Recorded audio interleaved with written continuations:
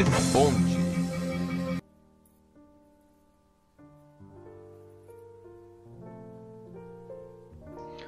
Olá a todos, sejam bem-vindos a mais um programa RI Responde. Eu, Leonardo Tomil Corsini, acadêmico de Relações Internacionais do campus de Itajaí, da Univale, e meu amigo...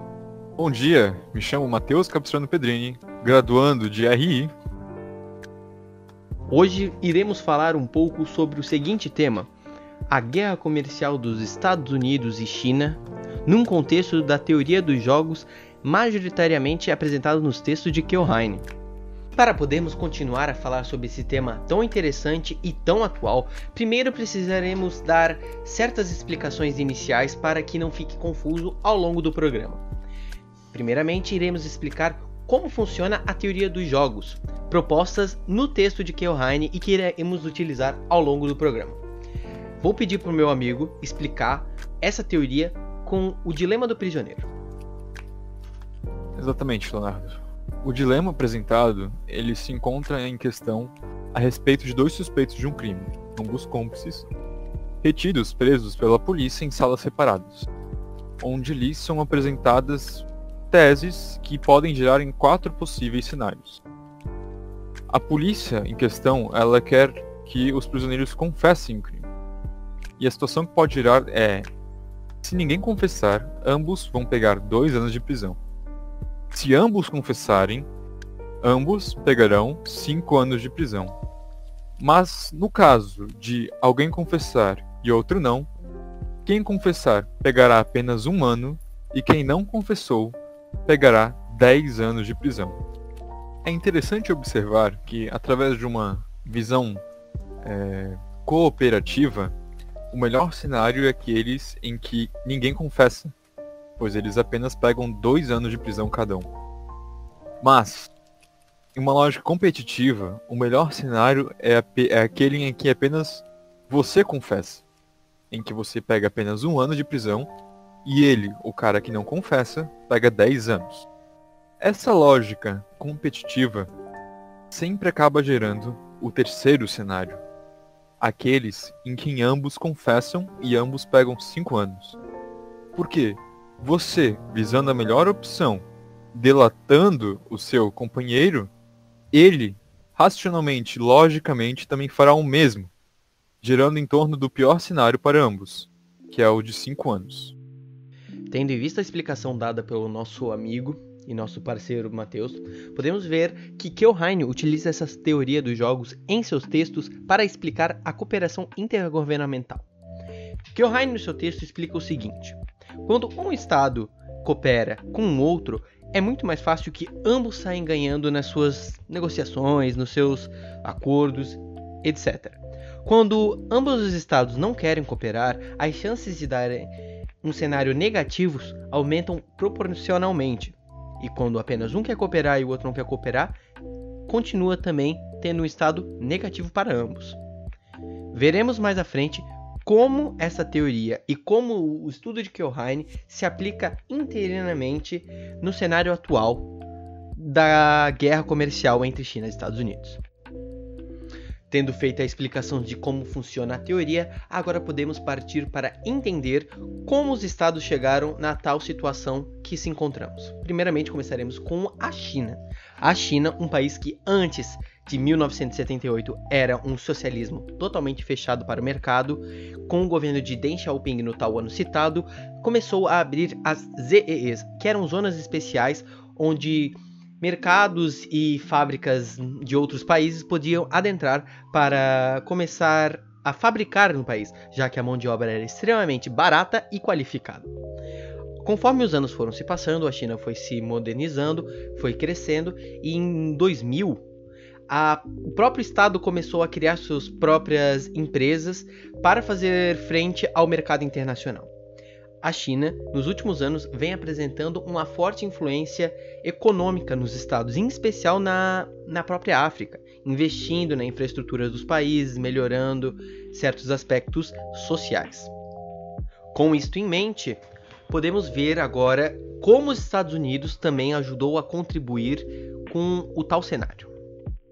Em relação aos Estados Unidos, um país que construiu sua fortuna no os períodos de guerras mundiais, que reincentivou o comércio internacional através do período de Reagan, no neoliberalismo, com a diminuição de taxas, com a diminuição da intervenção estatal, agora passa por uma nova fase, a fase do governo de Trump.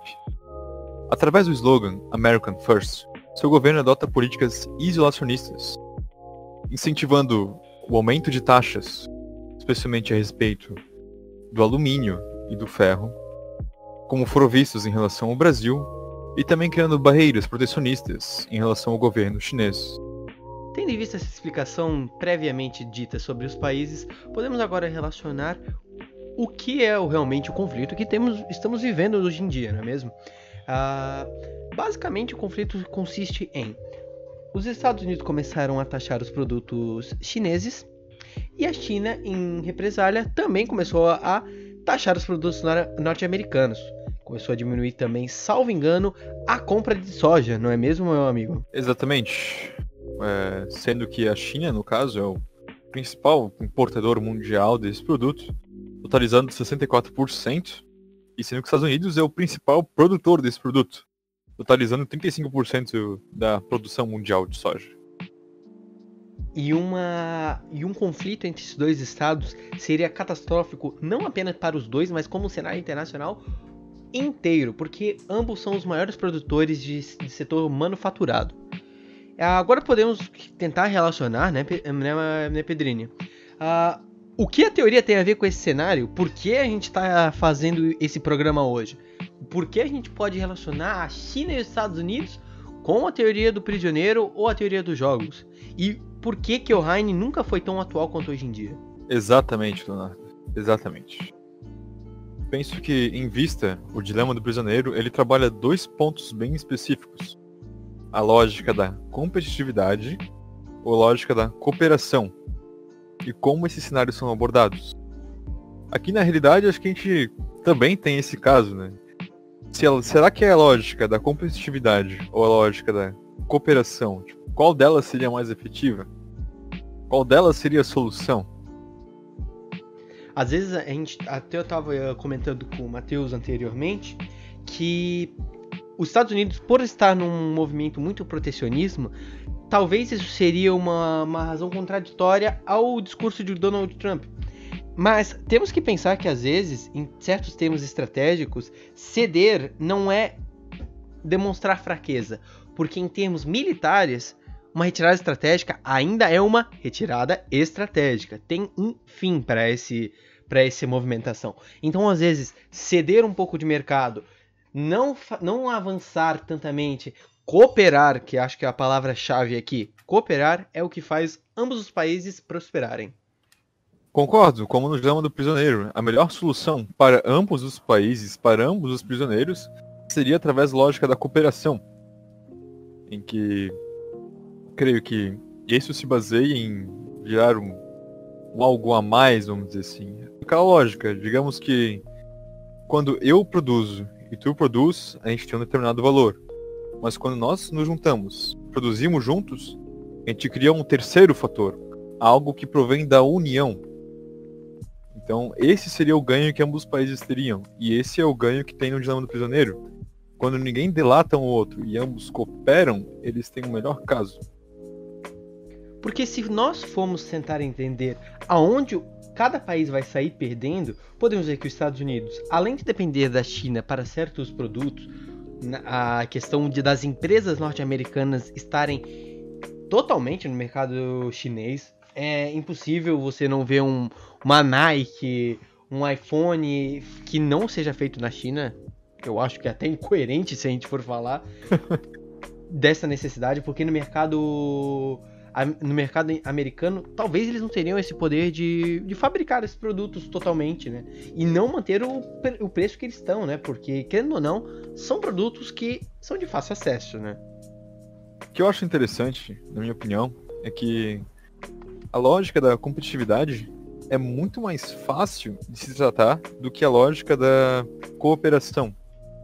Porque na competitividade, tu apenas tem que se basear qual que é o melhor caso para ti, no caso.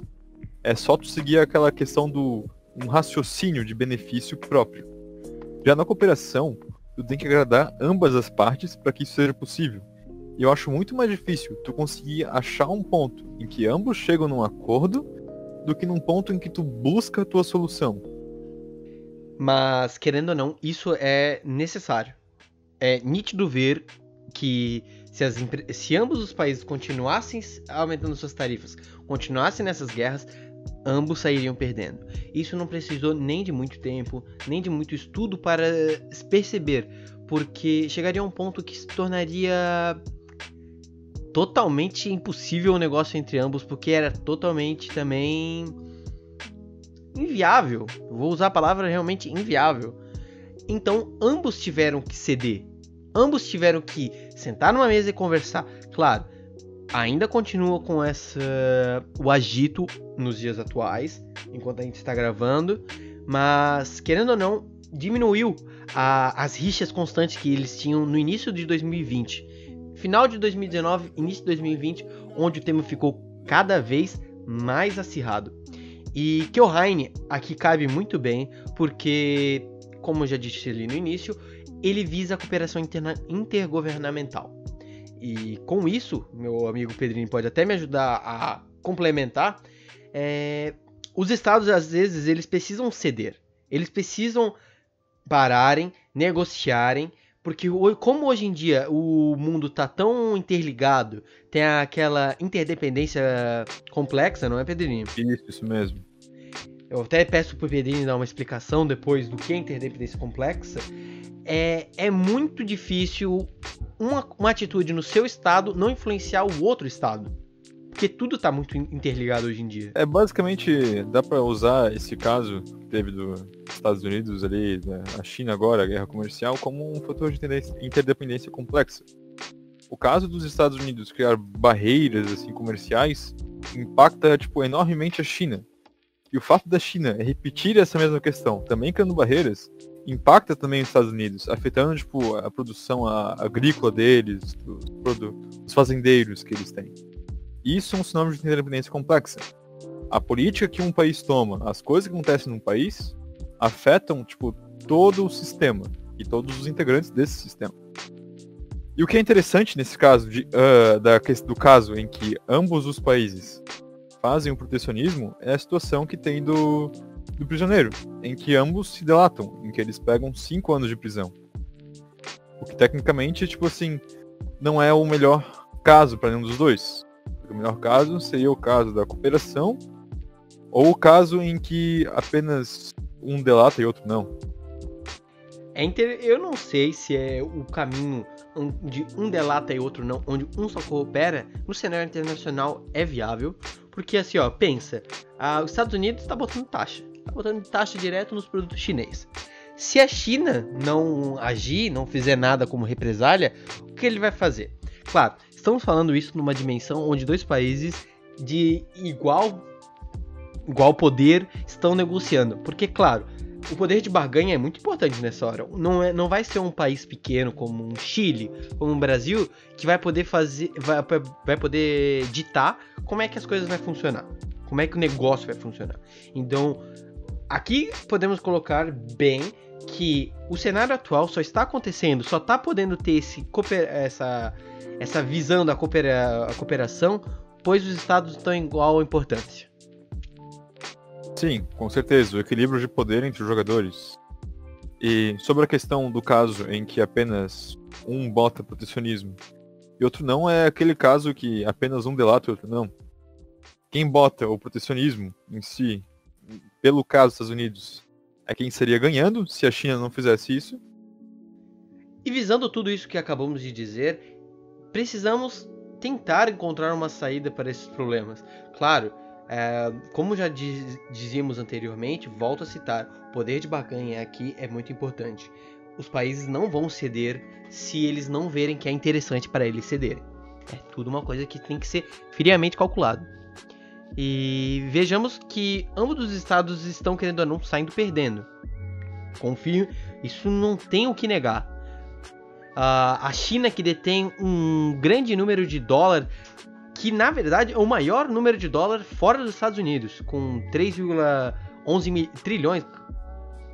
Isso mesmo, 3,11 trilhões de dólares americanos na China, só na China. E a China tem muitas empresas norte-americanas.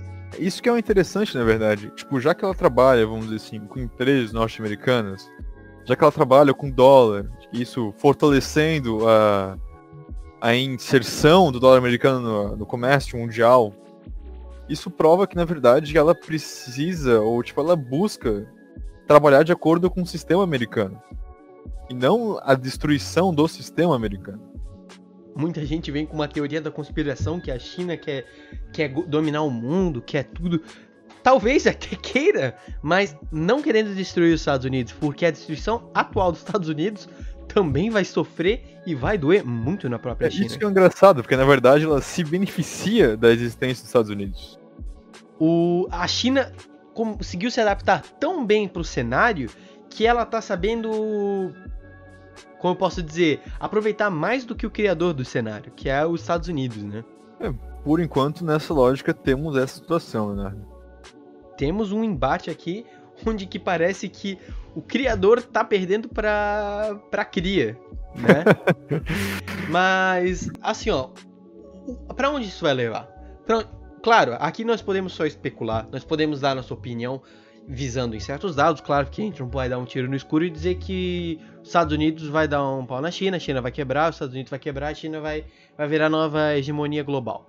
Porque, querendo ou não, para virar uma hegemonia global, requer, além de aspectos econômicos, culturais, que os Estados Unidos, querendo ou não, tá muito forte nesse aspecto. A indústria da música, o cinema, o entretenimento em geral, ainda pertence muito, e muito mesmo, aos Estados Unidos. Podemos ver que no Oscar, por mais que Parasita ganhou no último ano... Que foi um filme coreano, se não me engano. Nota do editor. Leonardo sabia que Parasita não era uma produção chinesa. Os Estados Unidos ainda com Vingadores sendo a maior bilheteria da Disney, né? Um filme da Disney, querendo ou não, Marvel Disney, é um produto norte-americano. Isso rende muita grana pro próprio Estados Unidos, né? E a China não tem, eu vejo, na minha opinião, né, que a China ainda não tem essa influência. Tá crescendo, eles têm público, mas ainda falta chamar o mercado exterior. É aquela clássica de relação de soft power, né? A China, no caso, ela possui um tremendo hard power, que seria através da sua força econômica, e agora, ela já existia anteriormente, claro, mas está entrando em mais força, o hard power no sentido do militarismo. Como pode ser visto na expansão das ilhas que ela faz ali, todo o conflito em relação ao Japão, né, Leonardo? Sim, fazendo bancos de areia artificial Isso. para aumentar o território, né? Exatamente isso. Isso é extremamente delicado, porque o Japão tá se sentindo ameaçado por essa expansão, porque eles fazem isso para poder pegar mais recursos, né, também, né? Para ter mais direitos a recursos. Com certeza, né? A questão da expansão do mar territorial chinês. Isso. Bom, vamos voltar agora, e agora vamos direto em possíveis soluções. Matheus Pedrini, o que você acha que pode ser a solução desse problema? Olha, seguindo em torno da lógica da teoria dos jogos, eu vejo apenas dois casos. Ou ambos cooperam, ou ambos entram em desacordo. Não, isso sim, mas eu quero dizer como e o que pode resultar desse acordo e desse desacordo. Mas o que a gente pode ver desse cenário atual, assim, o que eu acho interessante é que acredito que essa tensão entre os países agora ela tá um pouco mais relaxada. Como pode ver aquela questão do caso das máscaras. Quando o Covid atingiu os Estados Unidos, ele foi, acho que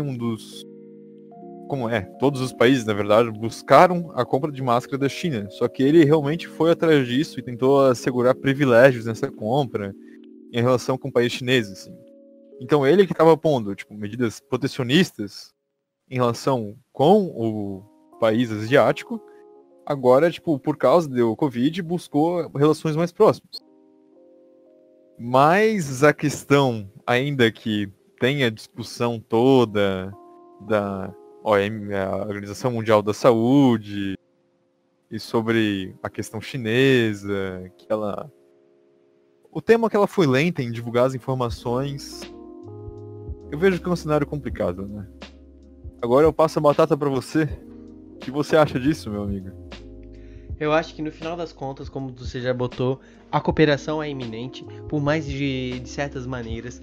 Claro, penso eu que ainda estamos longe de uma paz econômica. Eles ainda vão brigar, ainda vão puxar pro seu lado. Mas por mais que passamos por crises, o cenário internacional é muito bom em se autorregular, né? Eu acho que, no caso, se continuar brigando, não vai dar em nada, porque ambos os países vão sofrer. Isso é quase uma relação simbiótica, que um precisa do outro. Quase um precisa do outro. Então eu acho que, no final das contas, Keohane apresentou que o cooperacionismo, isso aí, ele vai prevalecer. Por mais que um realista possa dizer, não, os estados vão buscar os seus próprios interesses. Mas às vezes o interesse dele está em cooperar. Porque além de melhorar a visão dele, ele pode conseguir mais coisas cooperando do que lutando, querendo conquistar a ferro e fogo. Pela lógica que foi trabalhada aqui superficialmente nesse podcast, como foi comentado que a China possui empresas americanas que trabalham com dólar, e seguindo a visão de capitalismo, é meio que quase que iminente que os dois cooperem, a curto prazo pelo menos, sabe? Enquanto que não há um novo indício, vamos dizer assim, de um grande acordo, né? De um novo sistema, eu diria, entende? De uma nova forma, tipo, algo talvez diferente ao capitalismo que a gente conhece hoje em dia.